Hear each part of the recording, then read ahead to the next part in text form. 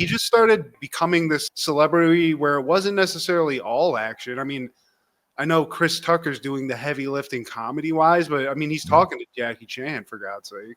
Talking to Jackie Chan, man. I love that because that's a lot of weight to just be falling. I don't know what 2 stories. What's the Winslow house? Yeah, that's 2 stories. That's where Judy's stuck at for like the rest of her life. It makes dog sounds. It cleans everything off the furniture. It sucks everything off the furniture. It sucks reindeer out the chimney, sucks Santa, sucks airplanes. It's sucking everything in sight.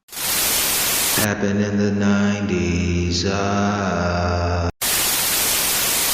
Somebody I feel like doesn't get enough props is Jackie Chan. Well, I think he gets plenty of props, but I don't know. I don't know. Explain yourself, Steve. Kind of feel like we've taken the man for granted. Like, yeah, I mean, he gets his props, but shit, he's like probably one of the most well-known actors in the world, bro, if you think about it. I feel like Tom Cruise wants to be Jackie Chan because Jackie Chan was the first guy who was like the celeb just straight doing, and he was like a stunt man. I think that's kind of how he started out. But all those movies he made in the 90s, they do like a bloopers track of him just effing himself up terribly doing stunts. So what's his deal? Like, does he do all of his stunts or just like most of them? At some point, I think, yes. I think he did all of his stunts because he has a martial arts background. And I honestly do think that was kind of his steez back in the day. Because didn't he do like movies with Bruce Lee where he was like one of the guys Bruce Lee was fighting, I believe? So I think he got his respect from that. But I mean, he's still acting. So I don't think whatever age Jackie Chan is now, he's doing all of the stunts. But in the 90s, for sure, like if you're watching Rush Hour, he's kicking that ass. Dude, sure. So that's really him hanging from the street sign. I think so, dude. Yeah. And see, that's what I mean, man. Like, of course, we've known Jackie Chan for a while and we've heard about him doing his own stunts. But like, if you really sit and think about it, dude, the fact that he's acting, the fact that he's doing his own stunts, and when he does action scenes, he finds a way to include comedy in it. That's like next level performance, man. That I feel like people overlook that. Like all of that whole package that encompasses a Jackie Chan movie. You don't have to sell that. I think you're probably right. But it's just amazing, bro. Yeah, dude. Especially when you see some of the stuff that he's done that's just insanely dangerous. Like he'll jump through, like he'll do like crazy acrobatics through like, he'll jump through like car windows while they're moving. He'll jump across like giant spans between buildings. And this is like a guy worth millions of dollars, but it's just Jackie Chan. That's just what he grew up doing, I guess. Like outside of the movie world, you're just a dope human being. Like you're the most interesting man in the world, or at least one of them. And he did something I think is super hard to do, especially when you're coming from like Asian cinema, is like he came over and just fully, I don't even think Jet Li really did this, but like he was embraced. They started like releasing those like super cop movies where they dub like English over it. That I remember Rumble in the Bronx. Everybody that movie was tight as hell. And then he just started becoming this celebrity where it wasn't necessarily all action. I mean, I know Chris Tucker's doing the heavy lifting comedy wise, but I mean, he's talking to Jackie Chan, for God's sake. Talking to Jackie Chan, man. I love that. And Jet Li, I feel like he was a slow burn. With Jackie, it seemed like an immediate hit. Yeah, I don't know. I mean, Jet Li definitely took US by storm eventually, but yeah, I think Jackie kind of walked so people like Jet Li could run a little bit. And obviously Bruce Lee before him. But yeah, dude, Jackie Chan's a motherfucker. And if you just like know this older version of Jackie Chan, where even like Shanghai Noon and some mid-level movies he made after Rush Hour, you're losing some of the sauce. Because those early ones, and like Rumble in the Bronx specifically, that was a specific movie where, man, I don't know anybody that watched that to get fired the hell up watching it, dude. And if you didn't know about him before that movie, you became an instant fan. Yeah. Yeah, hell yeah. I mean, look at that back catalog for sure, Jackie Chan. But unfortunately, back to your point, I think you're right. Like, I don't think, and this is true of a lot of people in this modern era where it's all kind of getting lost to internet shit.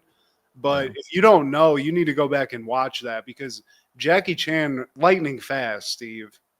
Dude, His daddy wanna caught a bullet in his teeth.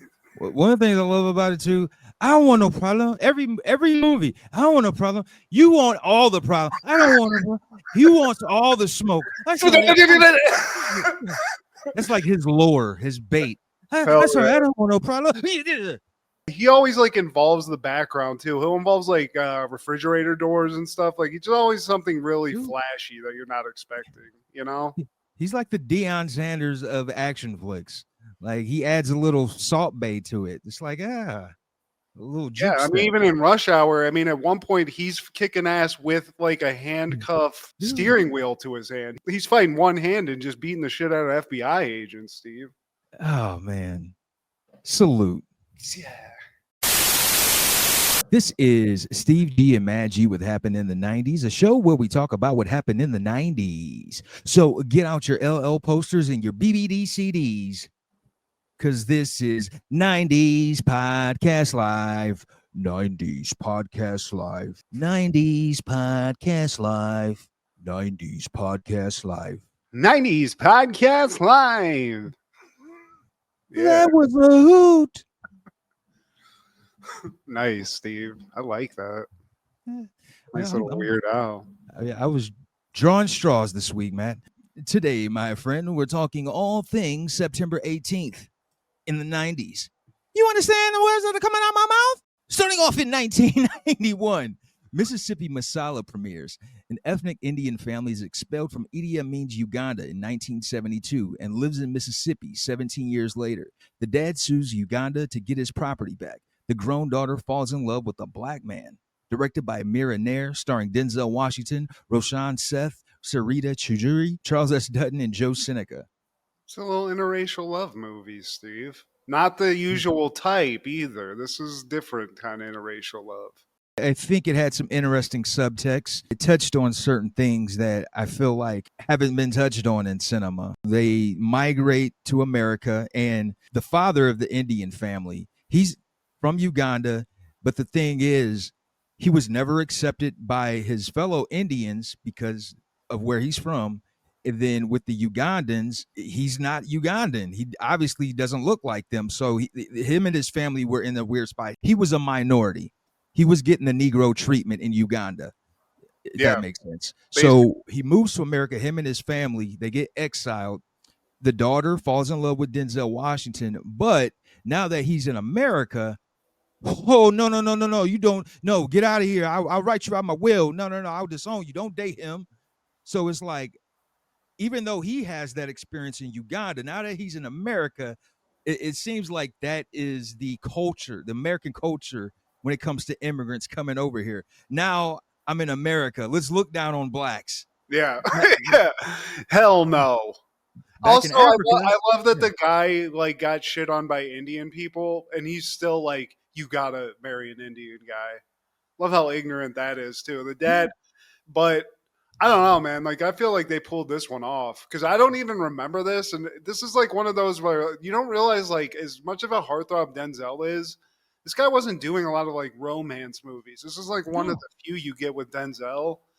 And I like this, dude. I'm white. So I think, you know, as a white guy, I'm going to speak on behalf of a lot of white people. Like, you don't realize that this inner racism that exists, it's always like, I think, publicized like white, black, those, you know, that's the main thing. But when you see this like sub racism that goes on, it's very interesting. Yeah, man. And I mean, it's very cringe. It's very cringe because people come over here, they look down on African Americans, but don't even realize that it was those African Americans that they talk about and belittle and demean that paved the way for them to even come here. Yeah, it's a weird thing because the dad in this, the Indian dad, he's basically going through what an African American, like, if you just generalize like what their complaint is, like, I'm here, nobody's accepting me here. I go back to Africa and they're not accepting me because I'm an American. No, I'm not like an African. I'm an African American. It's this Indian guy, exact same thing.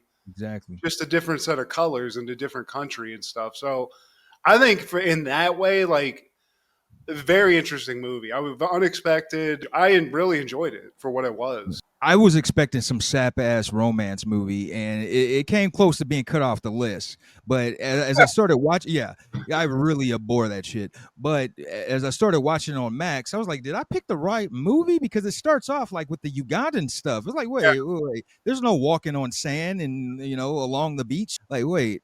I had to double check, like, all right. So that added another element that I wasn't prepared for because all I saw was Denzel and the hot Indian chick on the cover.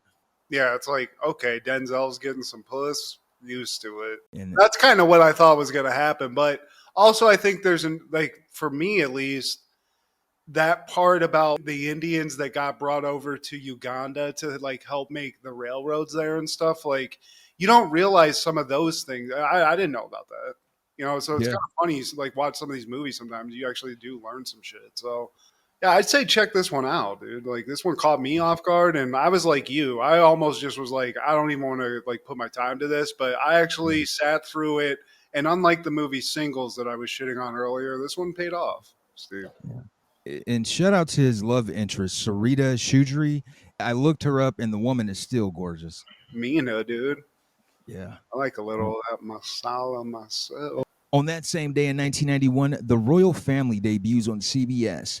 Al Royal and his wife Victoria have just settled down to retire when their daughter Elizabeth, newly divorced from a man that Al always hated, moves back in with her 3 children, Curtis, Kim, and Hillary.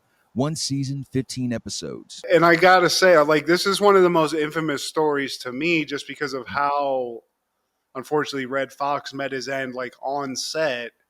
Yeah. And also just when you put yourself in the situation and what happened, how weird it must have been because a lot of people just thought he was making a joke, rightfully so, because this guy had done that a lot. But your star just drops dead. How tragic, dude. Eddie Murphy getting Red Fox back on TV. He hadn't really had a hit since Sanford and Son. Pretty much, man. And Eddie, he always looked out for his friends, man. He grew up admiring and idolizing Red Fox. And the rumor mill goes that he was in debt a lot. He owed the IRS, I don't know, let's say hundreds of thousands. It might have been more. And he saw no way of getting out of that. So Eddie threw him a bone. He created this show. And because of the chemistry with Red Fox and Della Reese in Harlem Nights, he wanted to make them, husband and wife in this newly created sitcom. And I remember it starting off scorching hot, man. But then, the Red Fox thing happened, unfortunate incident. And I just couldn't imagine being on that set when that happens. Like, this dude is an icon. Was it in front of a live studio audience? Like, I mean, most of these shows were. So because that adds another layer of insanity to it where it's like, holy shit, dude. No, they said that he did not get along with one of the producers and he had just came from the office and like they had a spat, a sparring of words. And that worked him up so much. Like not too long after that, that's when he got the stroke, man, or the heart attack. You big dummy. And everybody, it was during rehearsal, so they didn't have a live audience. Crazy that they even went on with it. You know what I mean? Like, it is what it is, but would it have gone on to be big? Probably, dude. Possibly. It's fucking huge. You building off of that success, that hype. Everybody wanted something like this, like, and like you said, it started off good, but man, after that happens to try to recover. And then I think, didn't they like change? Because Jack A's in this, but they just like change her character after like a hiatus. And now she's like his daughter or something. No, there was already a daughter. I think Jack A was just added to the cast. Okay. They had to hit a pivot. Something else tragic about this show, Naya Rivera plays Red Fox's granddaughter. And I don't know if you are familiar with her, but she was on the show Glee. And she was also on a couple episodes of Family Matters. And I think 2020, she drowned trying to save her son. Yeah, actually, I do. In like a lake, right? It was like kind of mysterious how it happened. Yeah. It's got some question marks, man. Yeah, that is wacky, but damn. Everything was set up. And shout out to Harlem Nights, by the way, a movie that I don't think gets enough credit. So good. And I could see how you would want that. Having Della Reese there, stomping on toes and shit, getting all saucy. I love that. So, man, this is definitely one of those where you're like, what could have been? But that's a tough thing to recover from. The star of the show just dropping dead while you're making it. That's pretty tough. Oh, you want to hit people with garbage cans.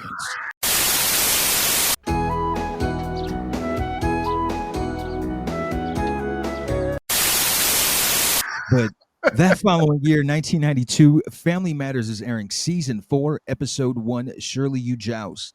Feuding neighbors Urkel and Carl decide to settle things on American Gladiators. Oh yeah. Bum, ba-dum, bum, bum, ba-dum, dun, dun. Bum, bum, bum. Dude, American Gladiators, Steve, gets me fired up. 'Tis the time. Little fucking blazer, laser, whatever. Saber, laser, Yeah. turbo, nitro. All of the adjectives. All of them. But I love this collab, Steve. Me too. Two pop cultural significant beings just colliding. It had to happen, you know? Zonka needed to get with Urkel. He needed to get within arm's reach, you know, just to connect the circuits. We've been watching some of the older Family Matters. It's nice to come back to this. You know, Rachel's Place. Rachel's still around. Judy's still around for now. Yeah. Harriet still looking the way that we want her to look. Yeah. Salty. We start in Rachel's Place. We see Steve late for work. Model employee, late for work, but he was trying to finalize this new invention, which honestly, decades before Lime scooters, Steve, these things we see on the streets every day, Urkel's got one in the 90s. Ahead of his time. Came up with it in the lab. Like, this guy should have been a billionaire. He has time machines. He can change himself. He's got gene editing. This guy's got it all. He pulls that out. Unfortunately, he still hasn't worked all the kinks out because he just crashes into some patrons. French fries, milkshakes, and everything falls on Lionel Richie mustache, dude. Then, yeah. That wasn't easy like a Sunday morning either. I'm glad you called that. I've literally had guy looks like Lionel Richie in the back. Some wonderful whiskers, that man. That classic theme song, and we cut back. We see Carl and Eddie. They're installing a satellite dish on the roof and doing a little bonding. They're trying to get this prepared just in time for the World Bikini Contest. Oh, yeah. Them titties. Eddie, go down and tell me if them titties are crystal clear. And I got to say, this whole episode is filled with things that Carl does physically that I wouldn't assume Carl Winslow would be doing. Yeah, Climbing man. up to the top of the fucking house, Steve. What are you trying to do here? Go, fat boy, go. But yeah, so they're trying to do that. Inside, Steve shows up, and you know he likes to let himself in. Laura tries to run away. He opens the door like a psycho and is like, "Gotcha, what's up, lady?" And he's, you know, Steve. He's trying to get a little sniz, but Laura's not having it. We're still in those days. I'm reading Instagram comments. I'm sorry. Somebody said, Chasing your pits. "What kind of bullshit background is this? You trying to give me a seizure?" FOH, dude. I guess fuck out of here, dude. Fuck out of here, dude. But Have a yeah. seizure, dude. Go ahead, have 7 of them, punk bitch. But yeah, so Steve arrives, like everyone's out. You know, he sees Laura's like, well, shit, let's get it cracking then. You're like, You shaving your pits? Don't say that though. You know, let's not say that. But he even says, he's like, I like a European woman.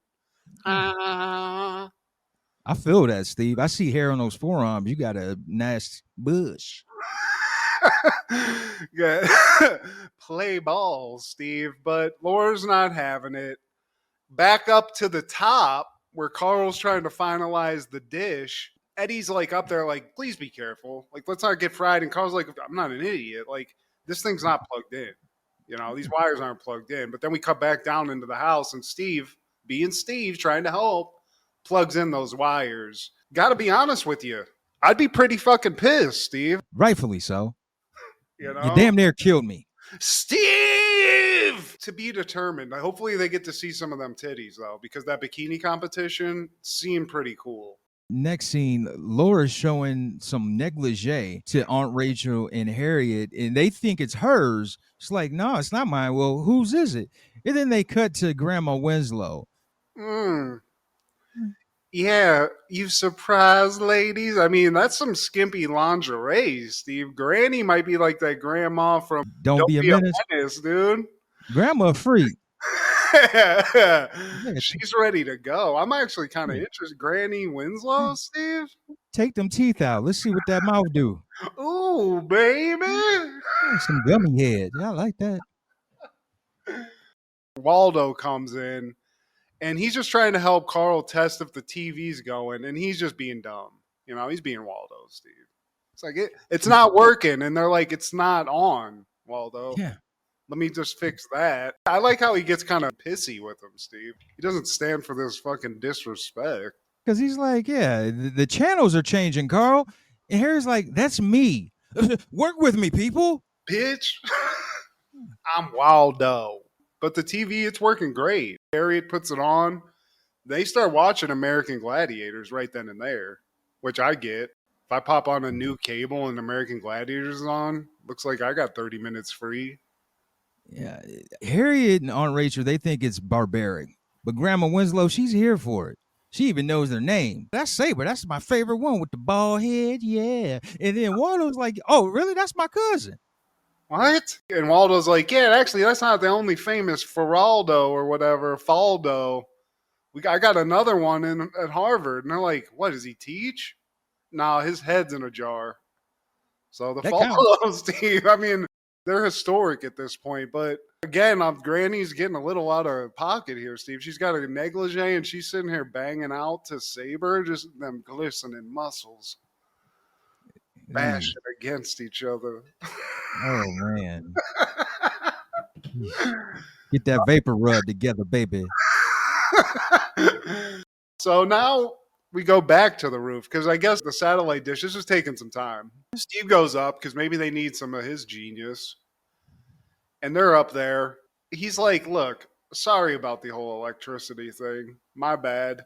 But then Steve like literally grabs power cables from like a power line. He gets juiced up, Steve, Ernest style.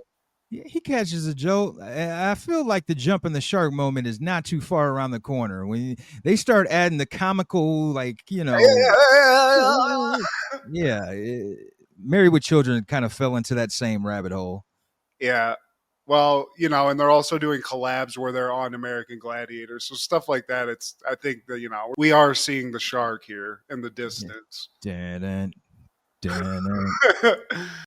So Steve gets hit with some electricity.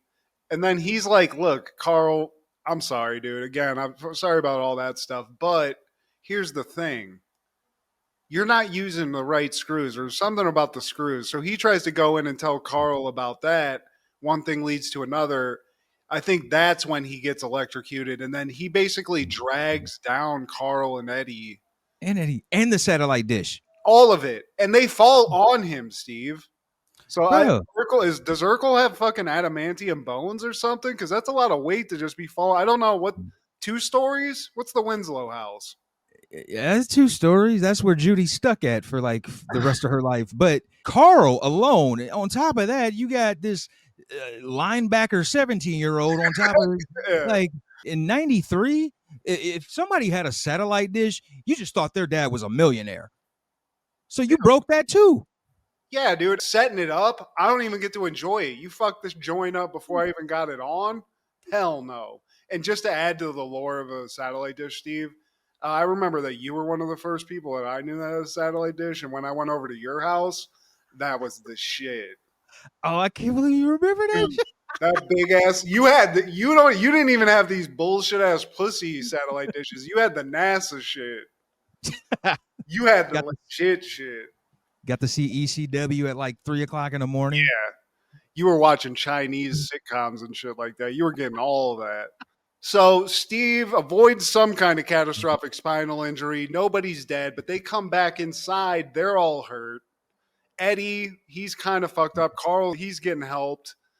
They lead them in. Urkel comes in just a little bit later like, excuse me. I could use a little help too. And he's kind of pissed off, Steve. He's like, I was up there helping you. I'd like a little bit of appreciation. I volunteered.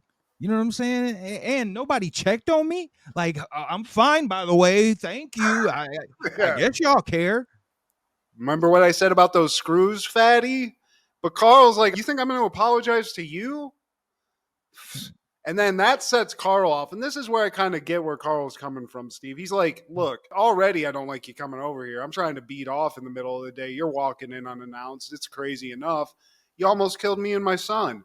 And I'm not looking at big, beautiful titties on that bikini competition right now, which I was definitely hoping to see today. So, you know what, Steve? Don't come back ever. Go home, go home, go home. It's bad enough you took me to that Diddy party, Steve. I don't have to take this. I'm going home.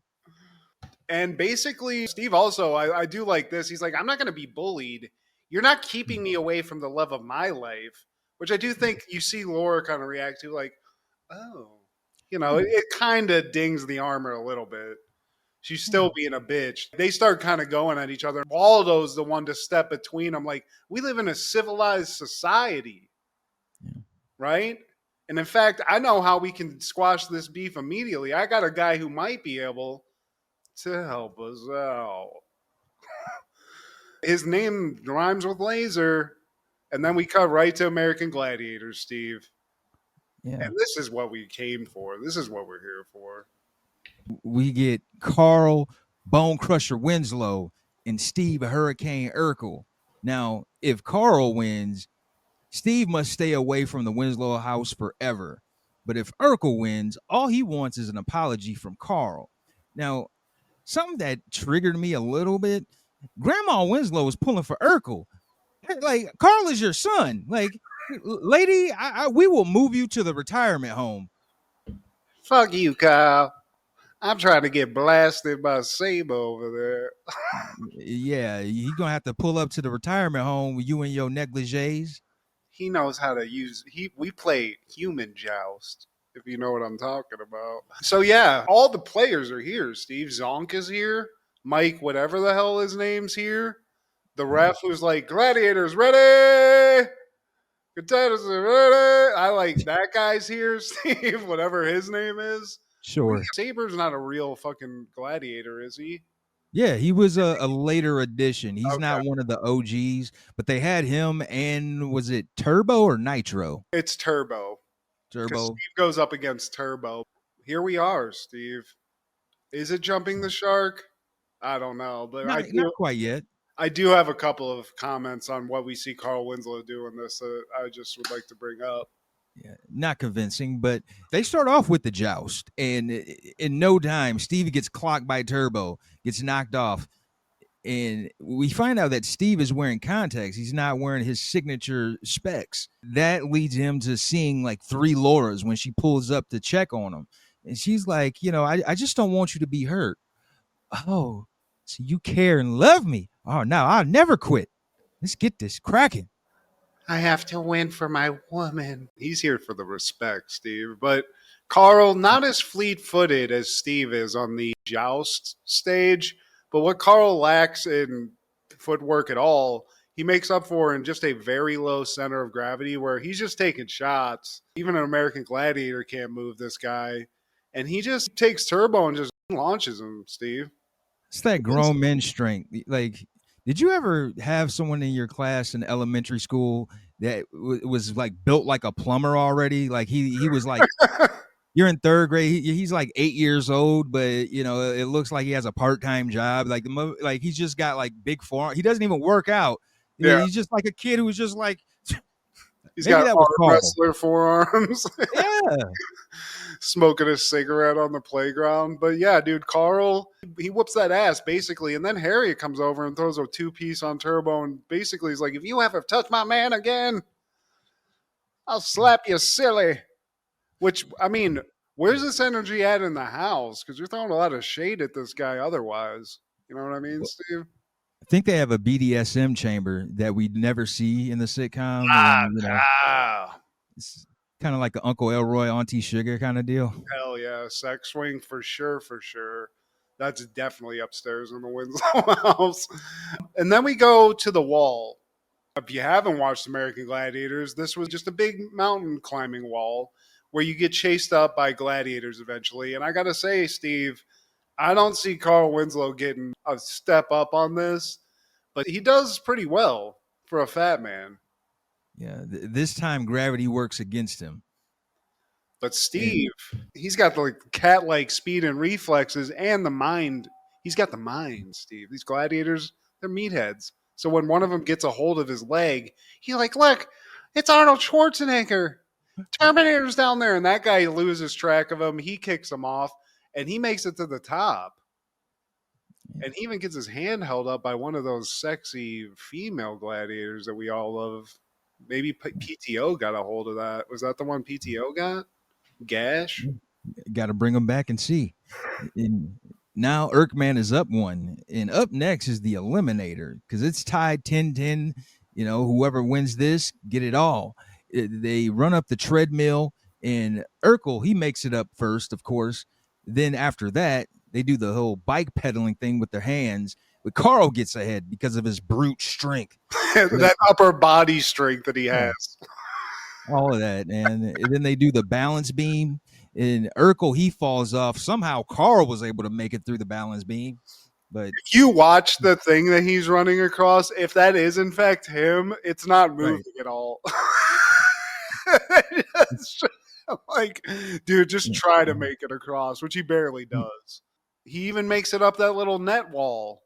All of these things, I just don't see Carl Winslow. I don't even think he could hold on to the zip line thing that you ride after you climb up the net wall. Maybe John McClane showing some tricks of the trade. Maybe. I think he dropped like a stone, like a fat lady on like a rope swing at a lake. Those ones where you just see some 200-pound lady just smash. Get her head cracked. But Winslow, you know, it's neck and neck. They get to the end. They're doing the little run at the end. It's all slow-mo. It's dramatic. Harriet, her voice is even lower because it's in slow-mo. So it's like, oh, Carl. Come on and eat this now. Now, the final stage is that's like the gauntlet, right? And they make it through the swinging like heavy bags, and they go in slow-mo, and it's a photo finish. So photo. See, I thought Carl won it by a gut, but luckily Urkel's got a bird nose. And when they do the photo finish, it's a tie.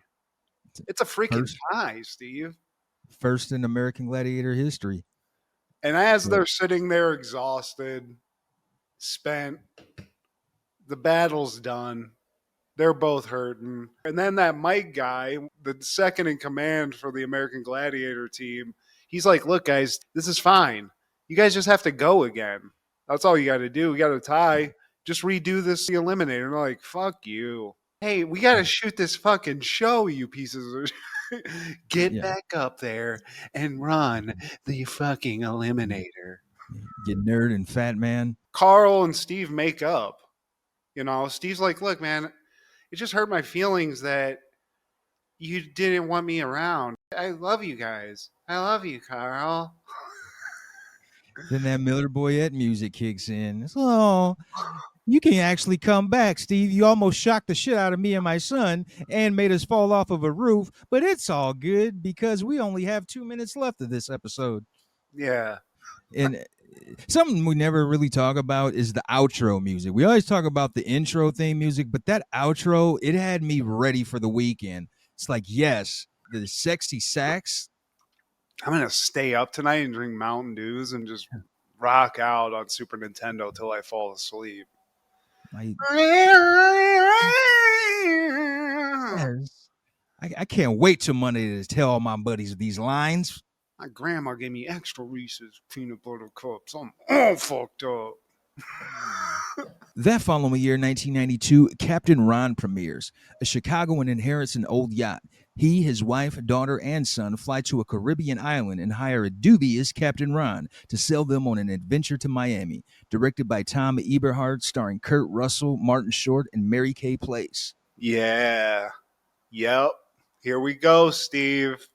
Just another example of freaking Kurt Russell knocking it out of the park. Really? Yeah, dude. Are you kidding me? I'm totally not. Me? Shit. Well, I guess I'm wrong. I guess most of America is wrong then, Steve. Yeah, because it ain't just me. I mean, garbage. Even Kurt Russell think it's garbage. BFI truck, back this up. Let's pick this up Monday morning. Beep, beep, beep. Trash, Matt.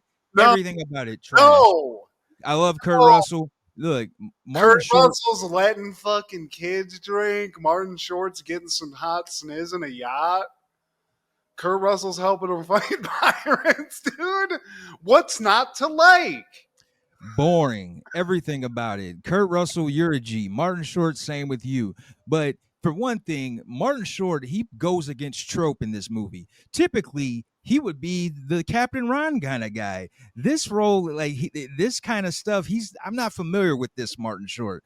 This is actually a role that would be for like Rick Moranis or something like that. Ironically, this was supposed to go to Rick Moranis, but this was the time where he took his hiatus because of his wife dying and him taking on the father responsibilities 24/7. But it's just very forgettable, man. Like nothing stands out. We'll agree to disagree, Steve. I'm hurt. I'm hurt for Kurt. Here's the line. Because I don't fucking think Kurt Russell's saying a negative thing. Kurt Russell's responsible for Captain Ron's whole look, his whole demeanor, Steve. That was his actual wardrobe. Still, Well, you know what? Sometimes friends don't agree. And I think here we are. We're at an impasse here on Captain Ron. I'll pop it on. Anybody wants to come watch Captain Ron with Matt G? Feel free. Bring some chips. Yeah, there would be no replies to that invite. I promise you. Like, it's just gutter trash, water trash, just trash. Trash. Ah, yes, the shit. She very flies around it. Hey, Rock. Hey, Charles S. Dutton. I got a pickup for you Tuesday morning. Dude, well, we know how you feel, Steve. It ain't even half. It's got the little boy from The Nanny in it, if that means anything.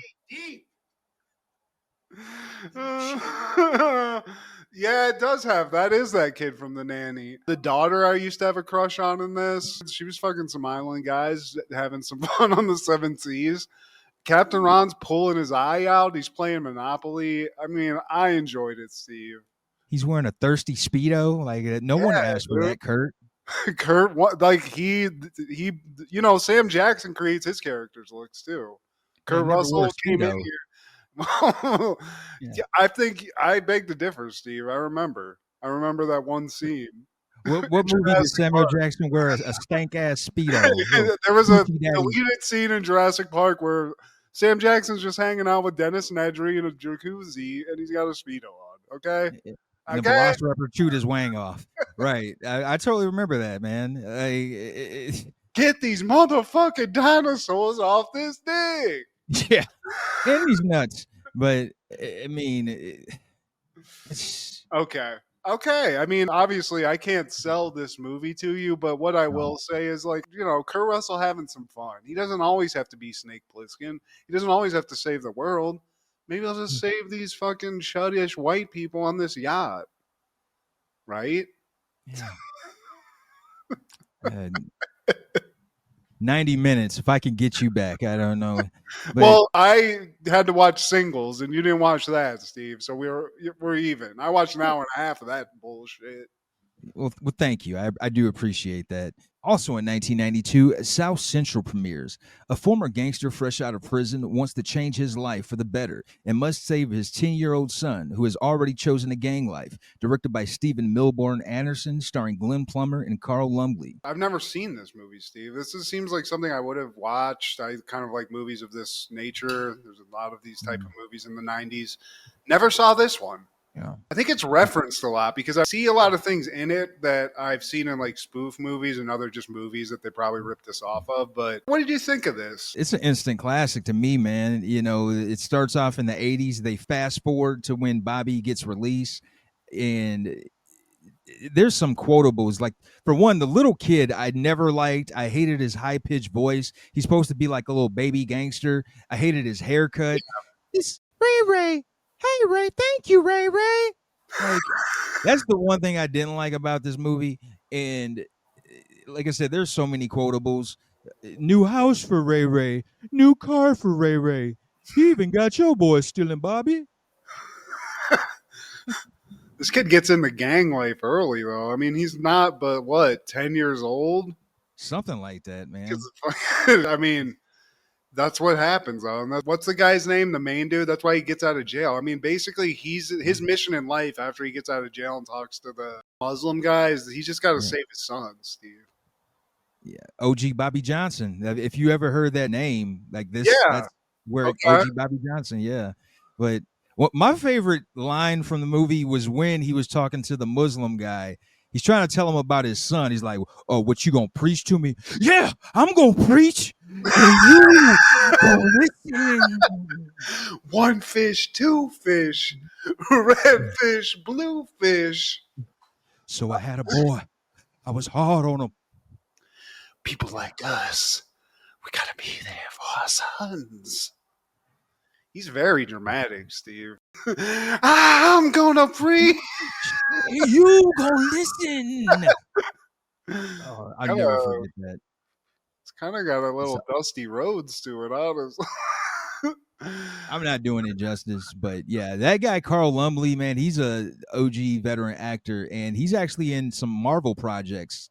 I can't remember which ones, Yeah, but his he's one face of those. is ultra familiar too. He's definitely been in a lot of stuff, dude. A lot. The thing that surprised me about this is I just did not know about it. Like, I think I'd heard of it, but once I started watching, I was like, yeah, this is not something I've even ever like seen before.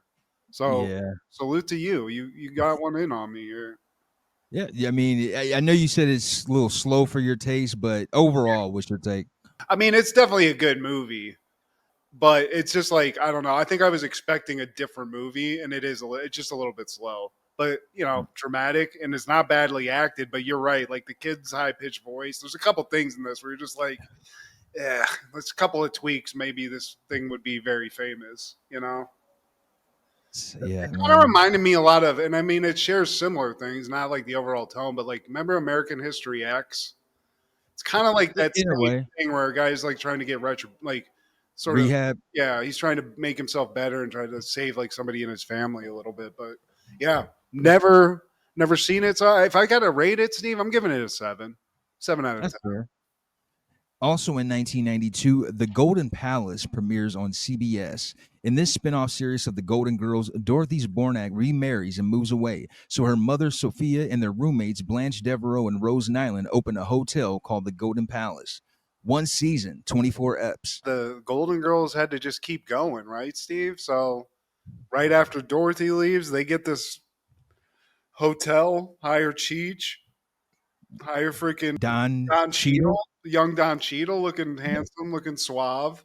This is one thing where you want it to work. I don't think it's a terrible show. I've seen a few episodes of it. You can't live up to that. You can't, man. They were really holding out because the plan was for B. Arthur to come back for season 2, and then the girls would all come back to Miami, and then they would recontinue that, man. But according to M-Dubs, B. Arthur didn't want to come back because she was tired of the jokes about her manly appearance. That's what M-Dubs said. I'm not a man just because I have this Adam's apple. Yeah, that's hilarious. That can't be true. M-Dub, you're up there with Wikipedia. I don't know how reliable you are these days. She went on a damn roast. Like, she wouldn't go on a roast and accept all that abuse if it was that big of a deal. To make millions of dollars, basically get a Golden Girls sequel, if they could have, like, made that happen, that shit would have gone on until they dropped dead. You saw some of these episodes, right? Yeah, I mean, actually, Kendra like watched this a little bit, so I remember watching a few of these, and there's some stuff in it. You get some of that zest, you get some of the stuff that you want from a Golden Girls like whatever sequel, but there was something missing. Obviously, B. Arthur is a big missing part, but I mean, I want to like it. It's got freaking Cheech in it, Steve, and Don Cheadle, man. So when you watch those episodes, do they ever explain where the damn money came from? Because they bought a whole hotel. And no, absolutely not. But maybe they added a joke where Blanche fucks some rich guy, but That's probably what it was. But you're right. In Miami, of all places, Yeah. good God. All right. Well, I mean, hey, it's Golden Girls, so we'll roll with it. That following year, 1993, Rocko's Modern Life debuts on Nickelodeon, airing A Sucker for Suck-O-Matic and Canned. Rocko buys a cleaning machine from the television to help him clean his house. And then after being laid off, Rocko searches for a new job. He finds a job testing new products. Hilarity ensues. Yeah, I mean, Suck-O-Matic. We've all been there, Steve. Yeah. On the internet.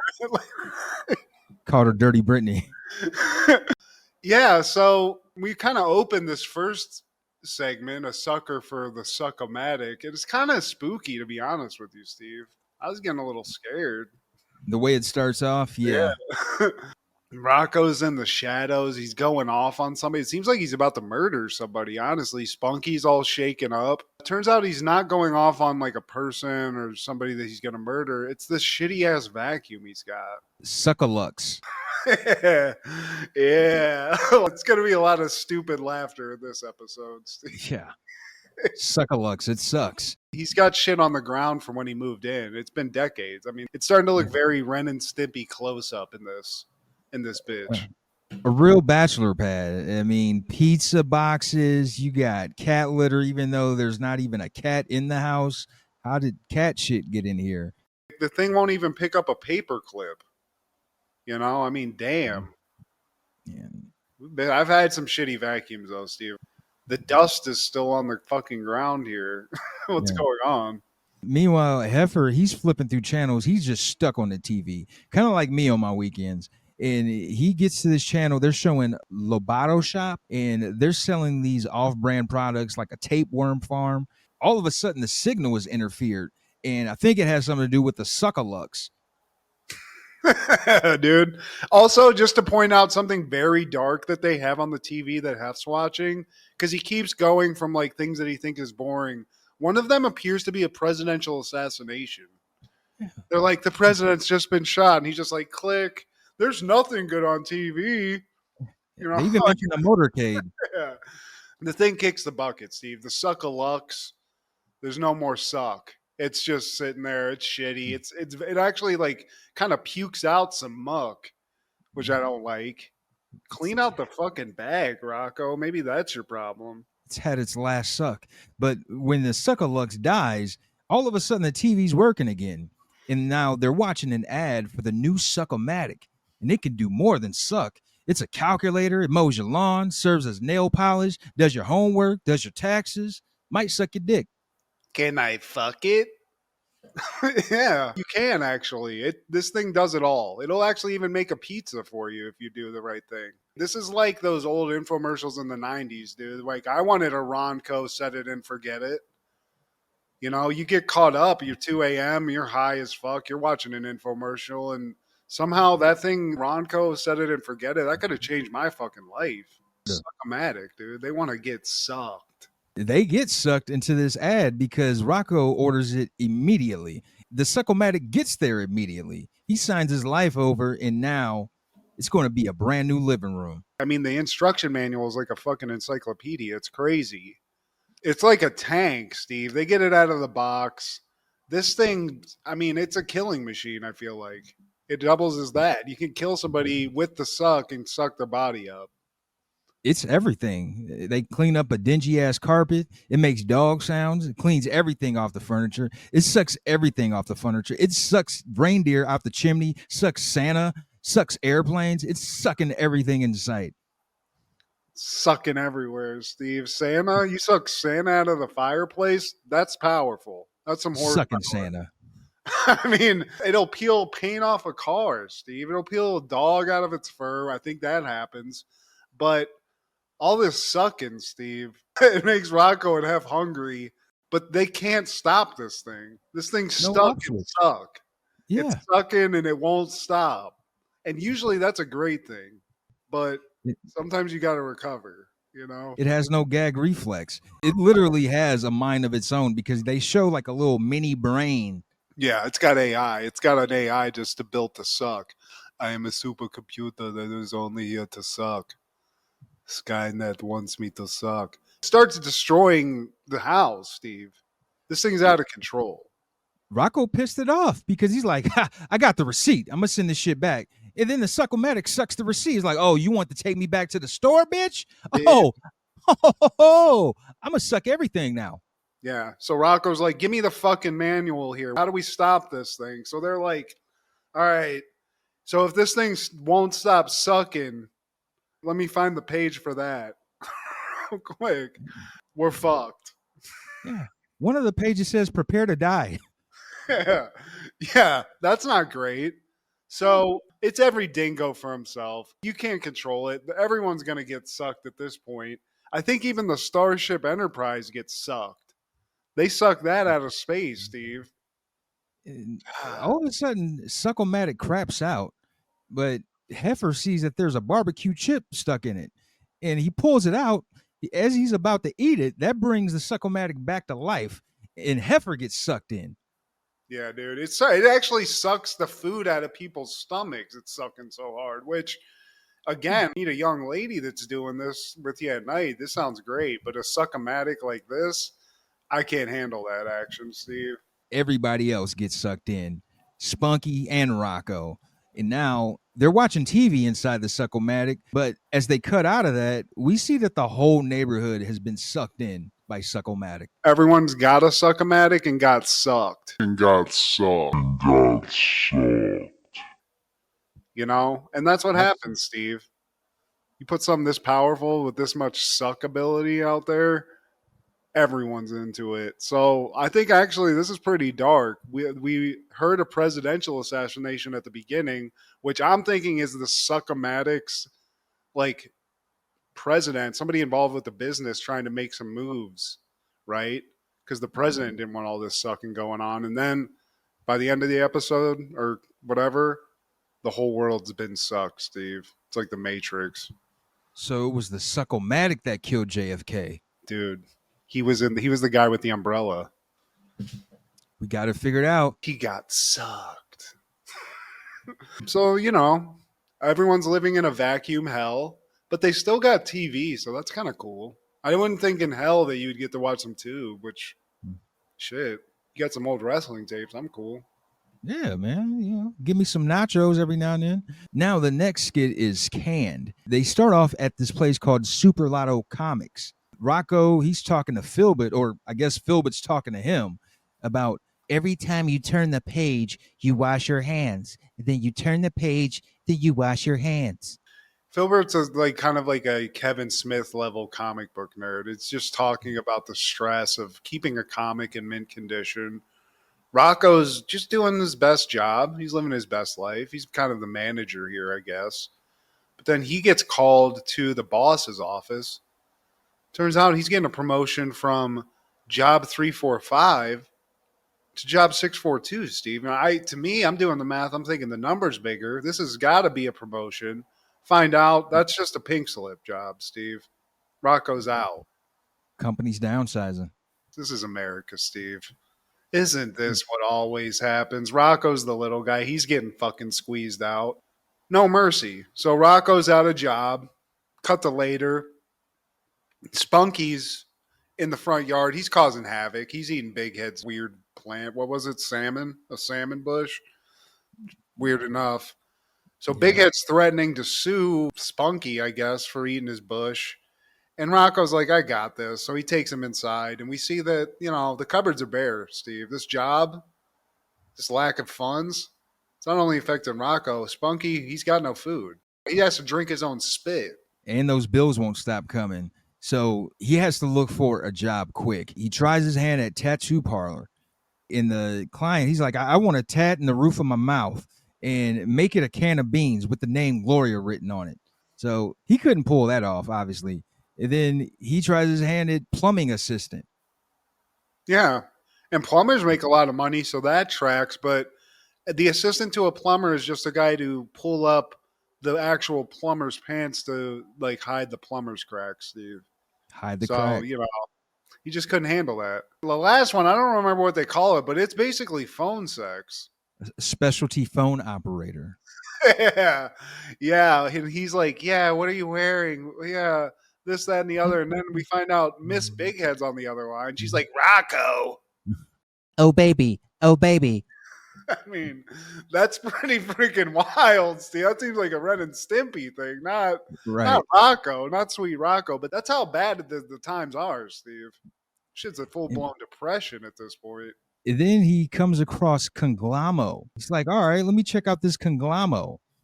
And their slogan is "We own you."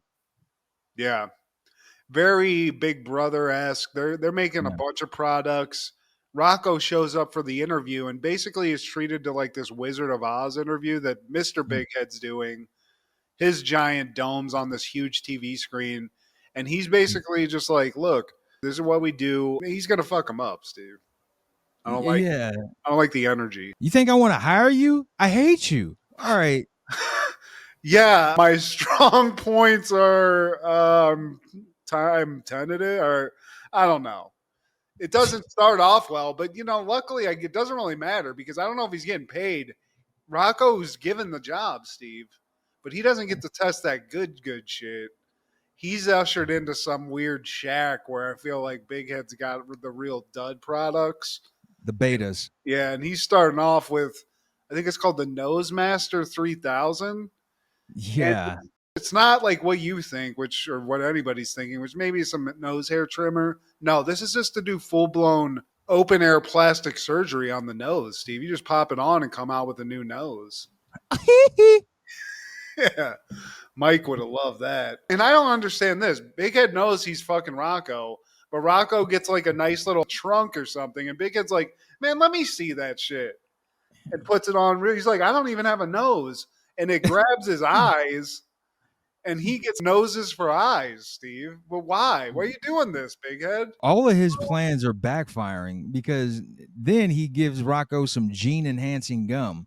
So he chews on it, and Rocko grows a tree out of his head. So Big Head's like, oh, for real? So he chews the gum, and a damn hive comes out of his head, and bees sting him. Yeah, and he's allergic, Steve, so he needs to get a shot. Next thing up, it's called the Dial-A-Do. So you work on that nose with that other thing. You pop this on, like for me or you, a couple of bald guys, pop it back off in 5 minutes, set it and forget it. You get an Elvis updo. You got like a coif, Steve. You're looking like Ace Ventura out here. That Johnny Bravo. Love that. I kind of actually would like that. So if they can like rush that out, I'd like some hair. Oh, and he even gets braids, and then he gets a light bulb. He gets light bulbs coming out of his skull. Then he becomes a juicer. He's like, wait, you can do all this? So Big Head, he tries it, and then his head turns into a buzzsaw. Yeah, I mean, I'm seeing a lot of things that are like wowing me, but you got to stop testing them, Big Head. But then the last one, Big Head's like, oh, I got something for you, you little bitch. It's like mad giraffe repellent. So for those times where you're around a bunch of angry giraffes, maybe spritz this on. But in Big Head's mind, he's like, he's going to get fucking killed. It's not going to work. And it's in like a weird like gladiator ring too. He's behind a screen. He's watching it. Rocko spritzes it on. The giraffes are let it go. They're pissed off. They're fucking furious. But they go right past freaking Rocko, Steve. This shit actually works. But they storm into Big Head. He gets rammed by these angry giraffes. Big Head fires Rocko. He's like, I'm fed up with this shit. You're embarrassing me. I gave you a shot, motherfucker. He's back to being unemployed. And, I feel his plight. I've been there, Rocko. It's kind of hard to bounce back. Yeah. But, karma's a bitch, Steve. A door closes, a door opens up because he leaves. Very true. And he sees a new comic book store opens up. Right there. It's right there, Steve. Immediately, he's got work experience, so he gets the job. And we're back to the old days. He's hanging out. Filbert's fucking giving him an ear beating about some bullshit. Something related to a Superman comic. And then the old boss comes in, Steve. Apparently, he needs a couple of issues. He needs a couple of nudie mags, whatever. Rocko gives him those. And then the guy's like, hey, let me get a couple of pieces of gum, too. And Rocco's like, oh, I got some for you. And he throws a couple of those gene editing pieces of gum, which I like. He 5-finger discounted some experimental shit, too. He's a menace. Good job, Rocko. Nice, dude. He got his. Then the old dickhead boss, he starts chewing the gum on his way back home. And then he grows a beehive out of his head. And then he gets stung by the bees because karma. is real. Karma's bitch. And that's What? it, Steve. Yeah. What's with the flies? I didn't get that part. Yeah, I don't know. I like they were just like cutting away to him, and then they just like at the end they were like, "All right, you don't have to," you know, it's like a break the fourth wall thing. But yeah, Yeah. I missed that too. Yeah, but hey, shout out to those flies. But that same day, 1993, Biker Mice from Mars premieres. When 3 alien motorcycle riding mice are forced to leave their home planet of Mars, thanks to the evil mining Plutarchians, they rebel against their enemies on planet Earth and the city of Chicago. 3 seasons, 65 episodes. Throttle, dude. The main guy, Throttle. You know who he was? Whose voice was? Rob Paulson, Steve. Rob Paulson also did Raphael's voice in. Oh, he's a usual suspect in these 90s animations. He's done a lot, dude. But you know what I didn't like when I looked this up? Freaking Ian Ziering did a voice in this. As a main character? Or Yeah, he's the white furred rat or mouse. He's the white biker mice, dude. So yeah, Ian Ziering, bro. He's the egomaniac, which that tracks.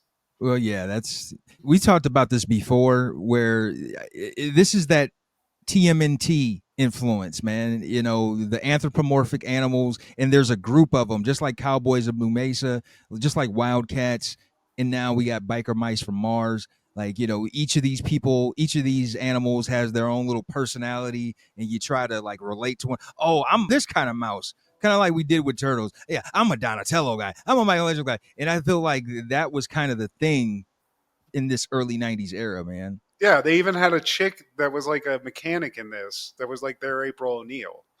Yeah, exactly. That was a regular person that's not wowed by the fact that they're talking to whatever animal it is that's got laser guns and shit. You know, like, oh, that's cool. Hey, you guys want to hang? Also, I'd like that this isn't like some fictional place. This is just in Chi-Town, Steve. They're just looking over Chicago, bro. Yeah. Might catch him at the United Center, you know, watching MJ score a triple-double or something. Fuck ICE.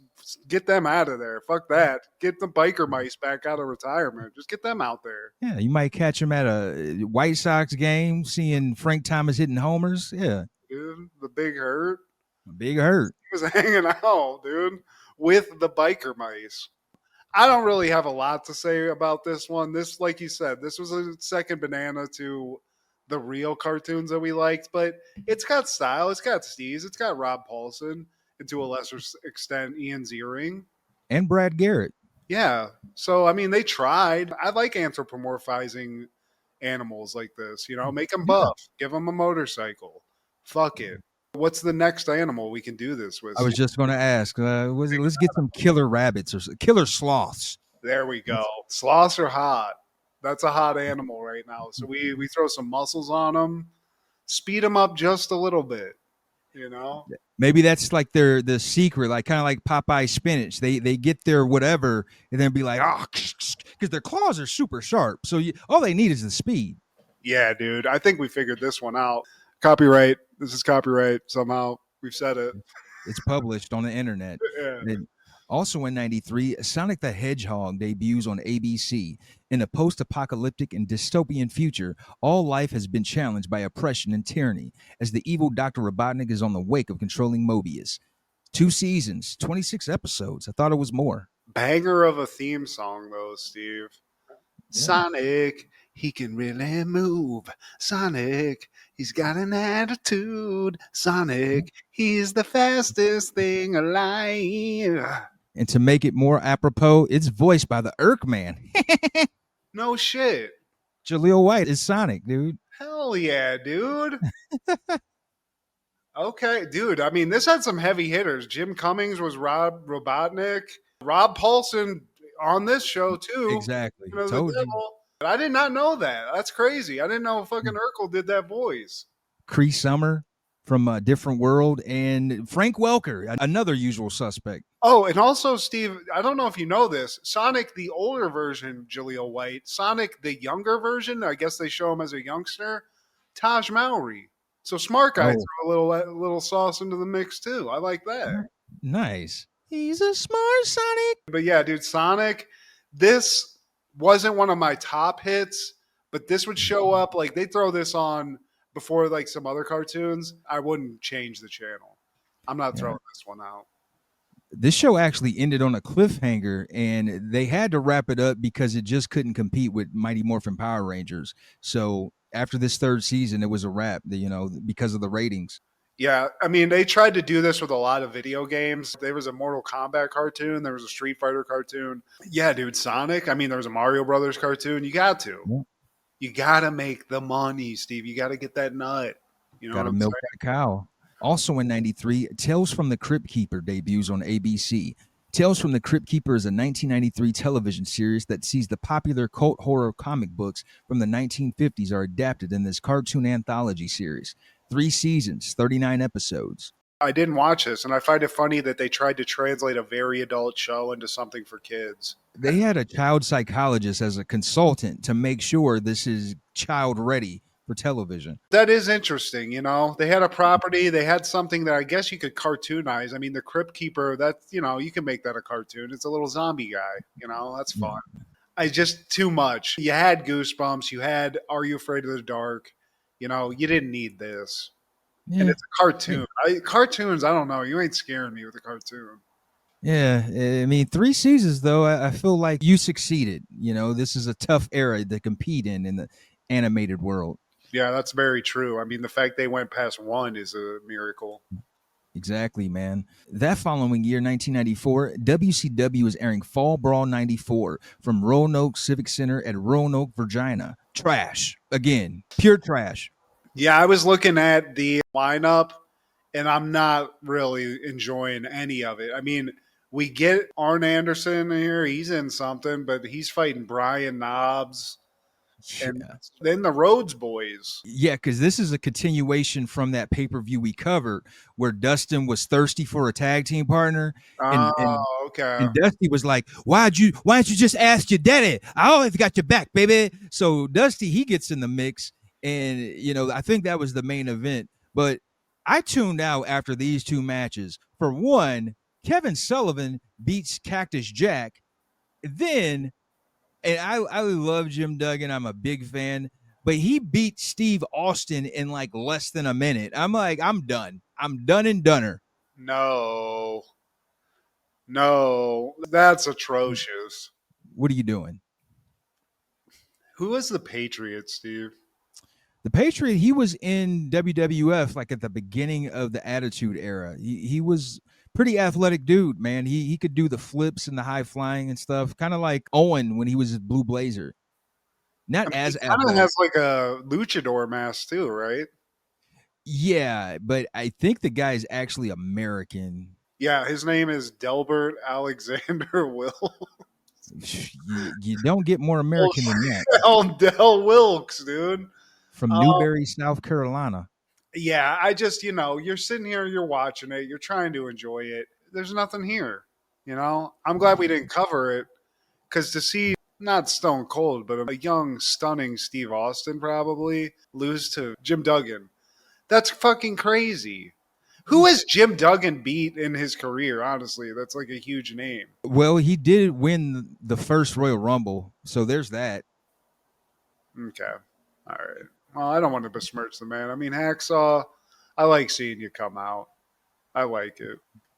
His theme song is fire, too. In 1996, Townies premieres on ABC. 3 friends have been stuck in their East Coast fishing community forever. No matter how badly they want to leave for the big city, something is always tying them down. 15 episodes. It's crazy because if you see this now, like Bill Burr's in this, that guy Ron Livingston, he's been in a lot of shit. Yeah, Office Space. Molly Ringwald, Dharma, Jenna Elfman, she's in this. I only want to bring this up because of that. That's it. Yeah. Bill Burr. I didn't know he went that far back, man. Ah, shit. This is the earliest of Bill Burr. What is the year on this?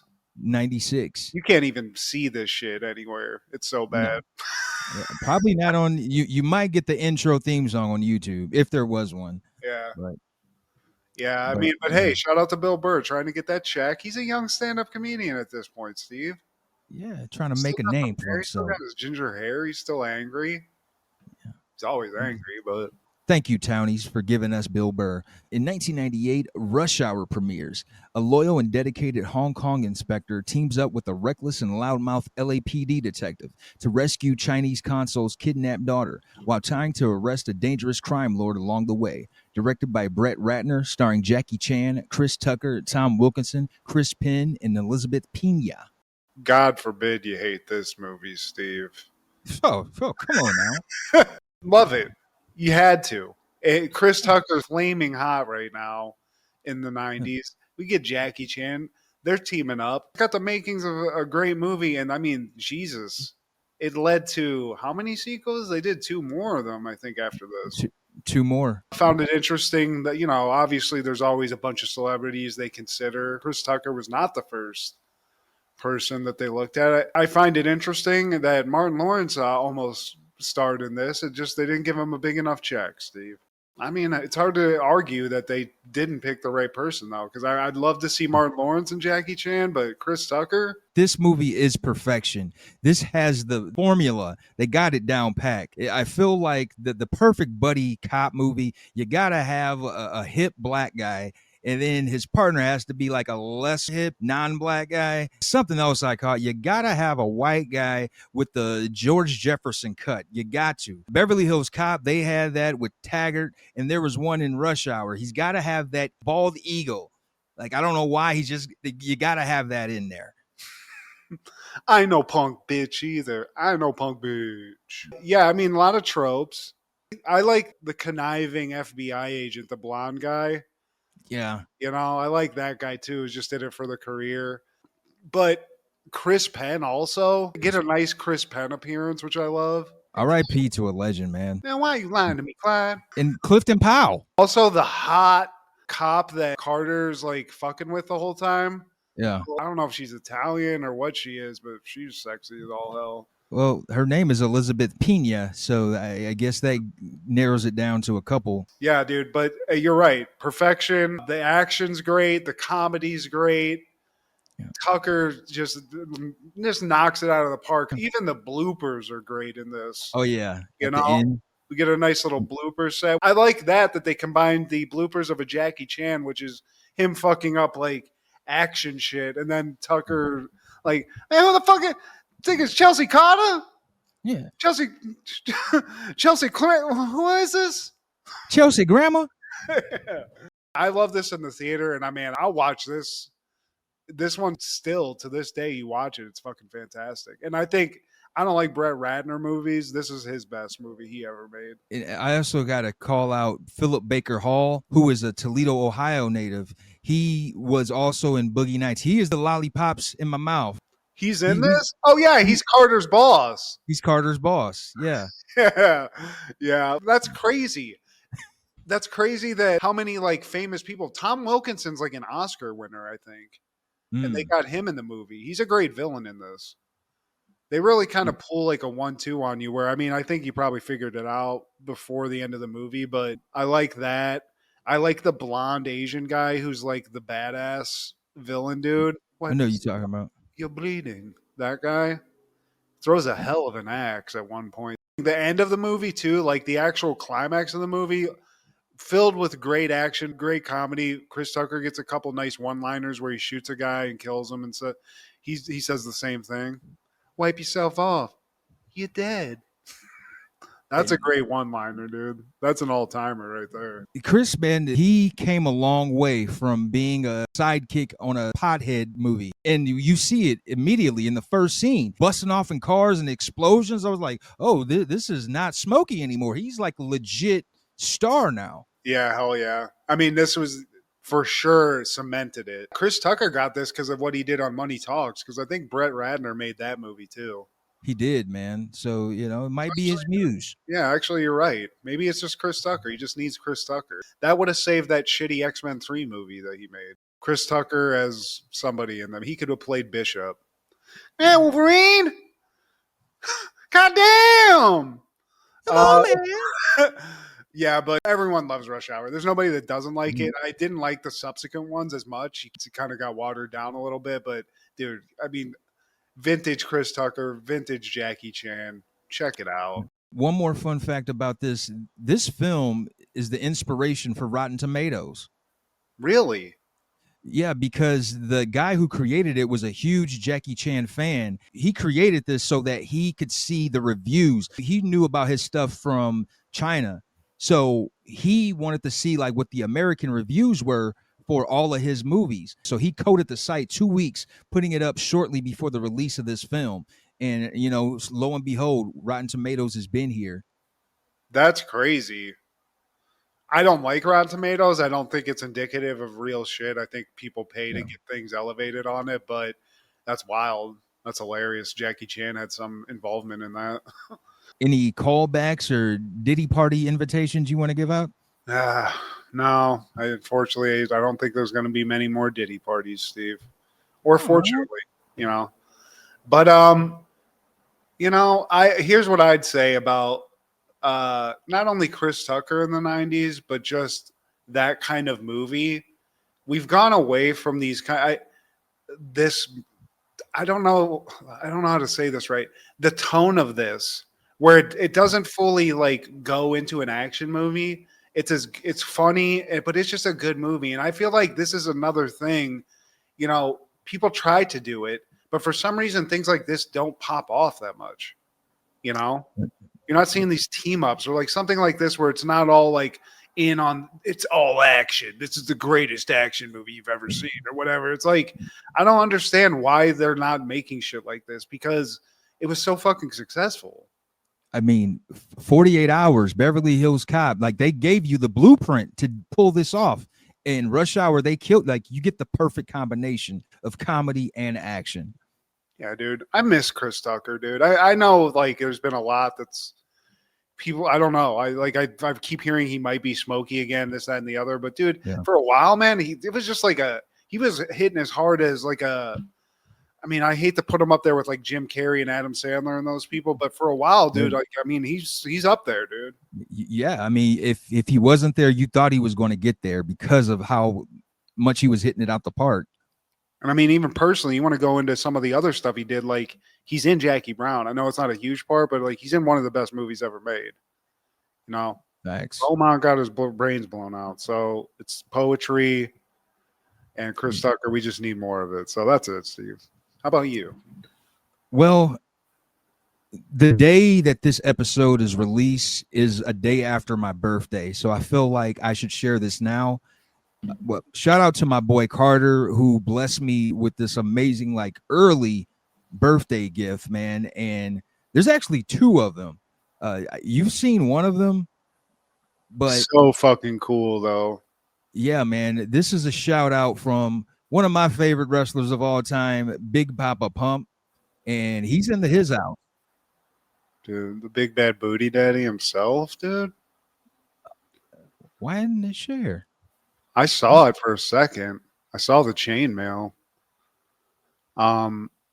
Just filling some time though, but yeah, I didn't expect to like cameo as much, but man, you get a rush whenever Scott Steiner's just talking to you personally. And according to your buddy Carter, he says you're a big wrestling fan of mine, which I appreciate. And you've also had me on your podcast, which is called Happened in the 90s, which I also appreciate. So I want to say I wish you nothing but continued success. You already have 125 followers, which is great. But keep doing what you're doing, Steve. I appreciate you being a fan, man. Yeah. Gotta love Scotty, but he was never good with numbers. You know, I'll give you grace because you went to that school up north. We have a lot more than 125 hours, and we've never had Scott Steiner on our show, but we would love to. I don't know if it's like we've talked about the man, but I mean, please, Scott. Please, yeah, man. We might use this against you. A fresh chainmail if you need it. I'll make it happen. Like we might send him an email like, "Hey, man, you were on our show already. Want to come back?" But man, hey, man, you remember us, man? Now this one I had to save, man, until this situation occurred. So not only did I get a blessing from Scott Steiner, my guy Carter blessed me with another one, man. What? And it's none other. Hey, this is Brett Hart, and I got a very special congratulatory shout out and a happy birthday shout out going out to a very special longtime fan of mine. This going out to Steve G. This is coming courtesy of Carter.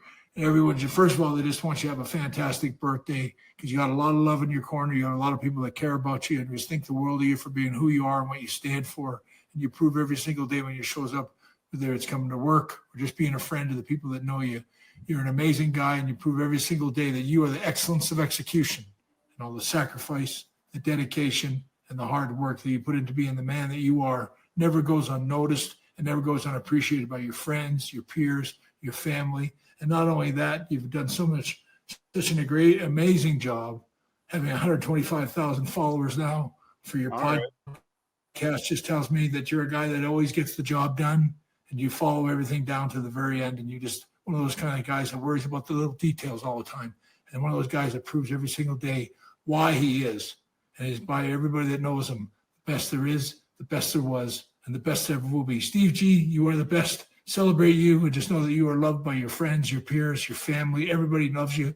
Don't ever change. Keep on being you and just know that you raise the bar every single day for everybody all around you all the time. So don't ever change. Keep on being you. Continued success and have a great birthday too. God bless.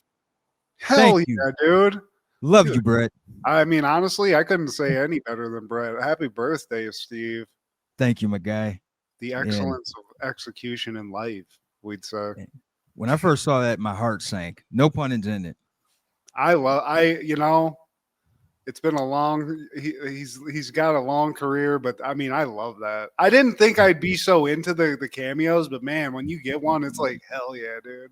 Dude, that yeah. Man one, I just watch that like once a day just to feel. Yeah, man, I'm about to tap into Cameo, but please like, share, subscribe, and comment. Please tell your sister 90s Podcast Live. 90s Podcast Live. That was the hoot. Please check out Crushgasm every Wednesday with Kendra G, our guy Clark the Shark on Podcastle, and Wrestling with Ronzilla on TikTok.